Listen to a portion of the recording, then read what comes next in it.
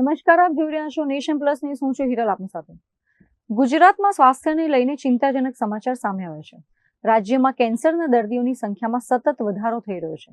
છેલ્લા એક જ વર્ષમાં ગુજરાત કેન્સરના કેસોમાં 9મા ક્રમે પહોંચી ગયું છે. 79,217 જેટલા નવા કેસ નોંધાયા છે. ગુજરાતમાં કેન્સરના આંકડાઓ ડરાવી રહ્યા છે. વર્ષ 2025ના રિપોર્ટ અનુસાર રાજ્યમાં દરરોજ સરેરાશ 217 નવા કેન્સરના કેસ નોંધાઈ રહ્યા છે. છેલ્લા 5 વર્ષના ડેટા પર નજર કરીએ તો વર્ષ 2021માં 71,507 કેસ હતા, જે વર્ષ 2025માં વધીને 79,217 પર પહોંચી ગયા છે. આમ દર વર્ષે કેન્સરના કેસમાં સતત ઉછાળો જોવા મળી રહ્યો છે.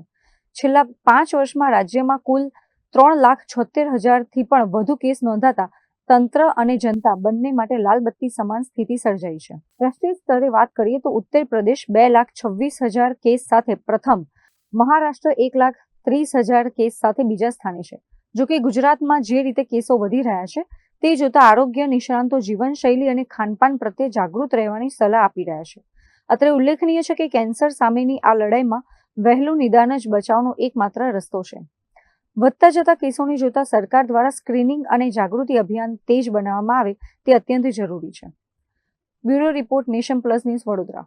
સમાચારોના સતત અપડેટ મેળવવા માટે અમારી નેશન પ્લસ ન્યૂઝની યુટ્યુબ ચેનલને સબસ્ક્રાઇબ કરો, બેલ આઇકન દબાવો અને જોડાયેલા રહો ફેસબુક, ઇન્સ્ટાગ્રામ અને ટ્વિટર પર.